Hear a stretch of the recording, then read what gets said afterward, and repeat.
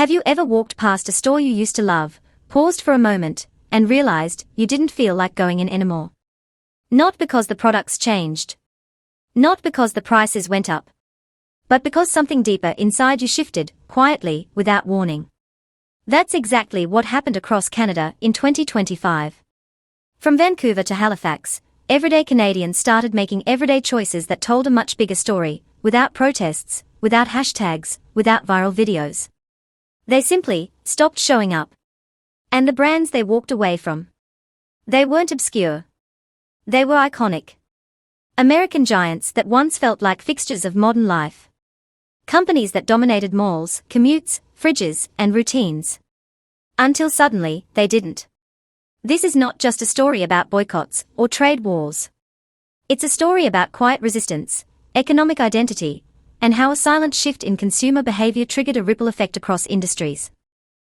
If you've ever wondered what a peaceful revolution looks like, this is it. And it all started with a cup of coffee.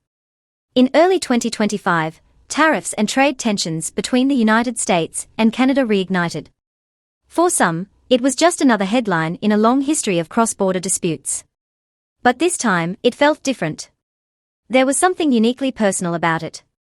When the U.S. imposed sweeping import restrictions on Canadian lumber, dairy, and tech components, the average Canadian household didn't see numbers, they felt the sting in their grocery bill, their utility fees, and their communities.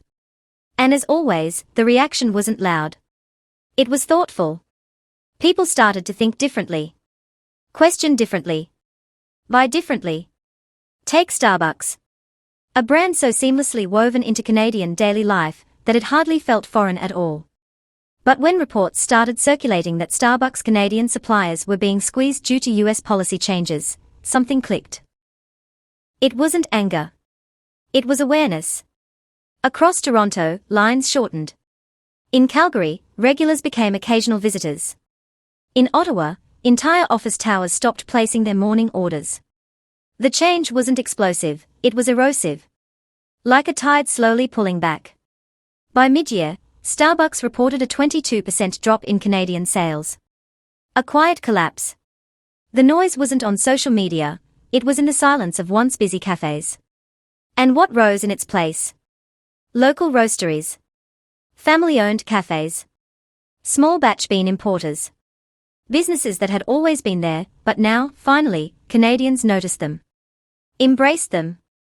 Not because of a campaign. But because of a feeling. One woman in Vancouver summed it up perfectly. She said, "I realized my coffee money could either go to a multinational giant, or to a cafe where the owner knew my dog's name." That's not politics. That's community. That same energy began to stir elsewhere. In the most unexpected places. Like drive-thrus. For years, McDonald's had been a weekend staple. Comfort food. A reward for a long week. A treat for the kids. But by summer, something had shifted. Canadian families weren't pulling up to the Golden Arches anymore. Not in droves. Revenue reports showed a sudden 16% decline in Canadian sales. Some franchisees were baffled. But others saw it coming. Customers weren't angry, they were absent. Parents started driving to local diners. Indie burger joints. Chains that emphasized Canadian sourcing, Canadian workers, Canadian values. The irony. Most McDonald's franchises in Canada are owned by Canadians. But the perception had changed. To many, it no longer felt like a local business, it felt like an extension of something else. One single mom from Mississauga said, "It's not that I hate McDonald's. It's just, when I support a local shop, I feel good after. Like I'm feeding something bigger than myself." And that, right there, is the heartbeat of this whole shift. It's not about rejection. It's about reflection. Canadians didn't just stop buying American brands because of patriotism. They stopped because they wanted to realign their money with their values. And in 2025, that meant local. Thoughtful. Transparent. You could see it in the way Canadians shopped online too. For years, Amazon was the default. Fast. Easy. Familiar. But this year, people started pausing at checkout. Asking themselves, where does this really come from? Who does this actually support? The answers weren't comforting. After the trade fallout, shipping fees rose. Fulfillment delays became more frequent. More than that, Canadians started questioning why they were still dependent on a giant that often routed their products through U.S. warehouses, even for Canadian orders. So, they left. Quietly. Amazon Prime cancellations in Canada jumped 24%. Traffic to local e-commerce platforms, like Well.ca, Indigo, and regional retailers, skyrocketed. People weren't just looking for alternatives. They were looking for alignment. A retired couple in Nova Scotia, both long-time Prime members, cancelled their accounts after 15 years. We just couldn't justify it anymore, they said. We'd rather wait an extra day and buy from someone in our province. Even convenience had limits. It wasn't just luxury items or specialty goods, either. The shift extended to essentials, groceries, personal care, clothes. Walmart, long a go-to for affordability, also felt the shift. By September, Canadian sales had dropped 31%. Even in lower-income neighborhoods, customers started choosing smaller grocers. Independent shops. Local food co-ops. It wasn't about price. It was about presence. People were realizing that every dollar sent to Bentonville, Arkansas, was a dollar not spent in their neighborhood. Not supporting their neighbors. Not feeding their own economy. An unexpected hero emerged, an app called True North Market. It helped users identify Canadian-owned alternatives to everyday brands, from cereal to toothpaste to produce. It hit 1 million users in just 60 days. And it worked. Because this wasn't a viral moment. It was a mindful one. Even the beverage aisle wasn't immune. Coca-Cola, for decades a symbol of refreshment and Americana, found itself unwelcome in many Canadian fridges. Not from distaste, but from disconnection. A 27% decline in Coke's Canadian sales stunned analysts. But not locals. Supermarkets in Quebec and Alberta started stocking more regionally brewed sodas. Root beers from local bottlers. Maple colas. Raspberry tonics. Drinks with a story and a hometown. Coca-Cola attempted a rebound with a national Northern Lights maple-flavored campaign. It flopped. Spectacularly. One store clerk in Montreal said, they thought they could slap a maple leaf on a can and win us back. But we've moved on. This was bigger than branding. Even culture icons took a hit. Harley-Davidson, long the gold standard for motorcycle cool, saw a steep decline in Canadian sales, over 35% in some provinces. Entire dealerships shut down. Why? Because the dream had changed. Bikers who once saw Harley as the embodiment of freedom now saw it as a relic. A symbol of something they no longer felt connected to. Some shifted to Canadian-built electric bikes. Others joined rides to raise awareness for local manufacturing. A kind of slow-motion migration of values. One longtime rider put it bluntly, the road still calls me. But I want to ride something that feels like it's mine. The same sentiment echoed through fashion. Nike, a brand that built its empire on emotional connection, started to feel emotionally disconnected. Especially in Canada. Sales dropped 22%.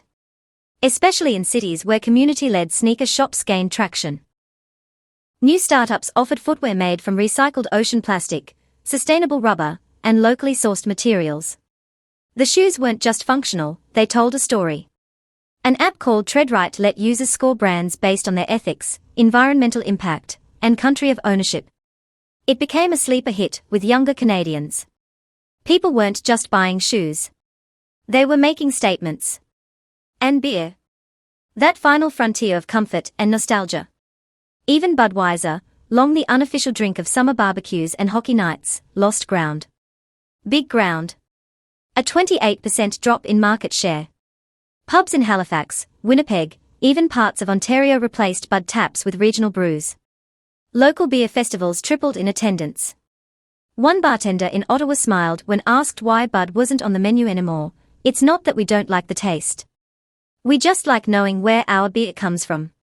Which brings us to the most symbolic shift of all, education. Canadian students have long viewed American universities as golden tickets. But in 2025, that dream cracked. Application rates to U.S. universities dropped by 31%. McGill, UBC, and other Canadian institutions saw record spikes. So did British and Australian schools. Why? Partly cost. Partly logistics. But mostly, it was about safety. Respect. Belonging. For many families, it no longer made sense to invest tens of thousands into an education system that seemed increasingly inaccessible, unpredictable, and, at times, hostile to outsiders. This shift wasn't loud. It wasn't angry. It was thoughtful. Because that's what this entire movement has been, a quiet reimagining of trust. Canadians didn't slam doors. They just stopped opening them. Not out of hate, but out of hope. A hope that their choices, even small ones, could rebuild something that felt more grounded. More honest. More their own. What we are seeing in 2025 isn't a boycott. It's a referendum.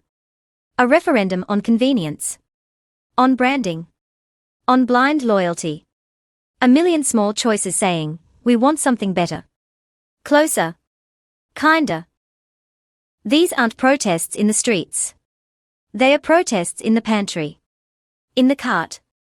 In the checkout line. And if you've ever walked away from a brand, not because it failed you, but because it no longer reflected you, then you already know this story. Because it's your story too. So here's the question. Have you ever changed your mind about a brand, not because of what it sold, but because of what it stood for? Every habit shifted. Every subscription cancelled. Every new favorite discovered. It's not just shopping. It's identity. A quiet, powerful recalibration of what matters most. And in 2025, Canadians didn't just say goodbye to American brands.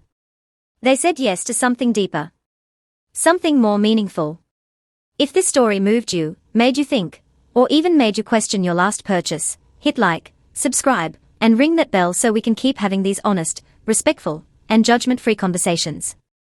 And now, it's your turn. Have you ever given up a brand for a reason bigger than yourself? Drop it in the comments. Because your story might be the push someone else needs to start theirs. Until next time, stay curious, stay kind, and never underestimate the quiet power of a choice.